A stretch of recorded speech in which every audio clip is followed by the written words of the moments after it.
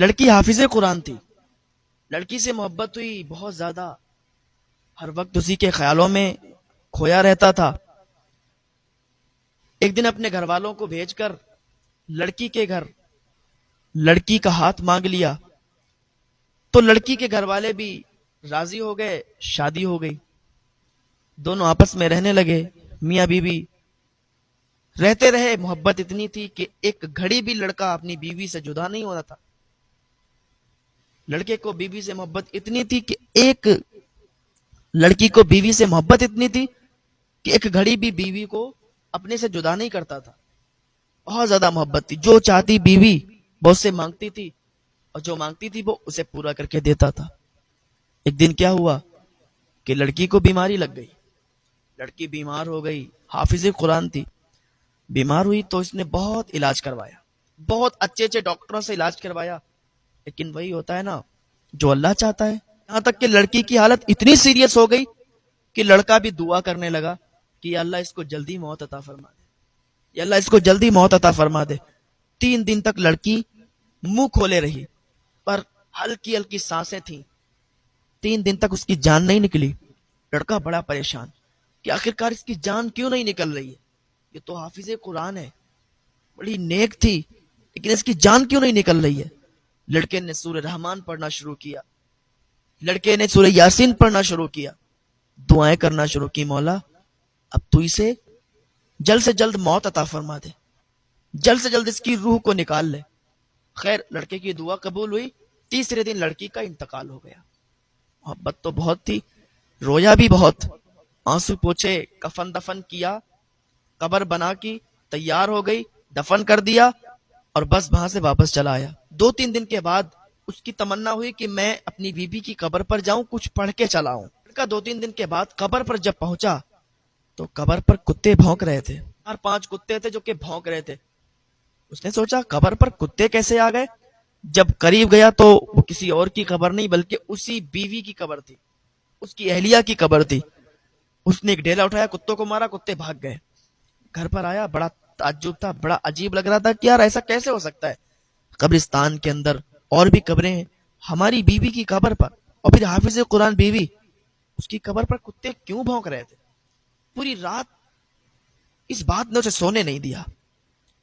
2-3 دن کے بعد پھر اسے تمنا ہوئی کہ میں اپنی بیوی کی قبر پر جاؤں۔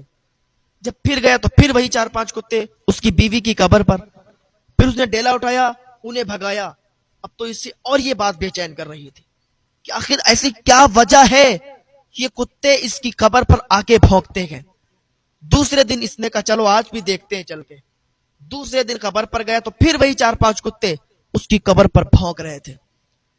تو اس نے ڈیلا اٹھایا، انہیں بھگایا، اور دوڑتا ہوا سیدھے اپنی ساس کے گھر گیا، اور اپنی ساس سے کہنے لگا مجھے یہ بتائیے، میں نے عجیب منظر دیکھا ہے، میری بیوی جب تک میرے ساتھ رہی، میں نے شادی کی، اتنے دن گزارے، کبھی بھی میں نے اسے ایسی کوئی بھی غلطی کرتے ہوئے نہیں دیکھا، کوئی گناہ کرتے نہیں دیکھا، تو میری بیوی کی قبر پر آخر یہ کتے کیوں بھونکتے ہیں؟ یہ کتے کیوں بھونکتے ہیں؟ اور روز 4-5 کتے روز بھونکتے ہیں، آخر یہ واقعہ کیا ہے؟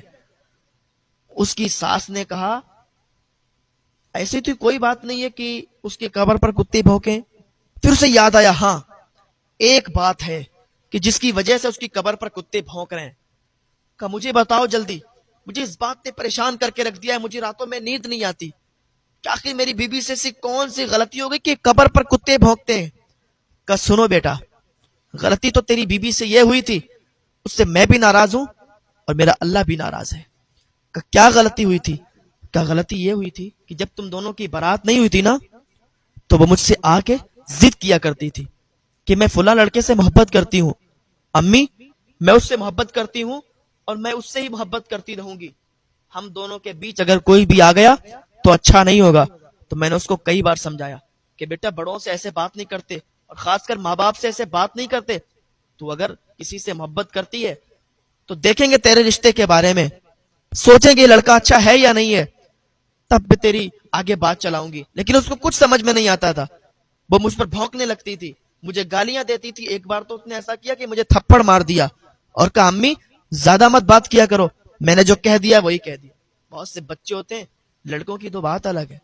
لڑکیاں بہت سی ہوتی ہیں جو اپنے ماں باپ کو پریشان کرتی ہیں, اپنے ماں باپ پر ہاتھ تک اٹھا دیتی ہیں, انہیں گالیاں دیتی ہیں. آپ کو پتہ نہیں ہے ماں باپ کی دعا میں بھی اثر ہوتا ہے, بد دعا میں بھی اثر ہوتا ہے. ماں باپ دعا کر دیں تو بچوں کے حق میں تو بچوں کی زندگیاں بن جاتی ہیں, اور ماں باپ بد دعا کر دیں تو بچوں کی زندگیاں تباہ و برباد ہو جاتی ہیں. آپ کیا سوچتے ہو صاحب؟ اس نے مجھے تھپڑ مار دیا. جب اس نے تھپڑ مارا تو میں رونے لگی تھی کہ میری بیٹی اتنی بڑی ہو گئی, اسے ہم نے سمجھا دیا تو اس نے تھپڑ مار دیا. میں نے اس وقت اسے بد دعا دی تھی, بد دعا دی تھی. اس نے تھپڑ مارا, مجھے بھی نہیں اچھا لگا. اور اگر کوئی ماں باپ کو ستائے تو کیا اللہ خوش ہوتا ہے اس سے؟ اللہ ناراض ہوتا ہے. اس نے مجھے ستایا, مجھے تھپڑ مارا, مجھے گالیاں دی, میں نے برداشت کیا. آج یہی سبب ہے کہ اس کی قبر پر کتے بھونکتے ہیں, اور صرف کتے ہی نہیں بلکہ اس کی قبر کے اندر عذاب بھی ہوتا ہوگا. حافظ قرآن ہونا الگ بات ہے, لیکن ماں باپ کی نافرمانی کرنے والا, جس نے ماں باپ کی نافرمانی کی تو وہ بخشا نہیں جائے گا. ماں باپ کا مرتبہ بہت نرالا ہے, ماں باپ کا مرتبہ بہت بڑا ہے. ماں باپ کی کبھی بھی نافرمانی نہیں کرنا.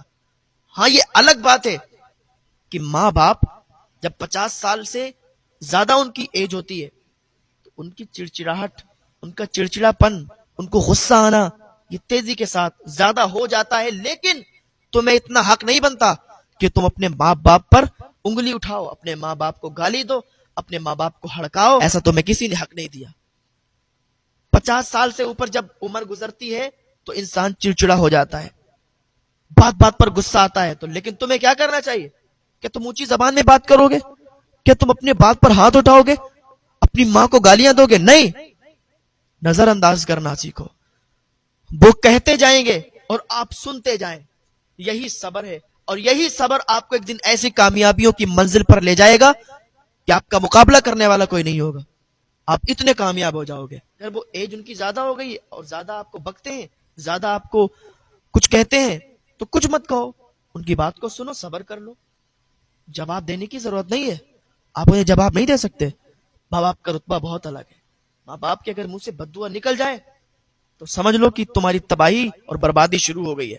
پھر تم کسی چوکٹ پہ جاؤ, کہیں بھی جاؤ, تمہارا مسئلہ حل نہیں ہوگا جب تک ماں باپ کے قدموں میں نہیں آؤ گے, ماں باپ سے معافی طلب نہیں کرو گے.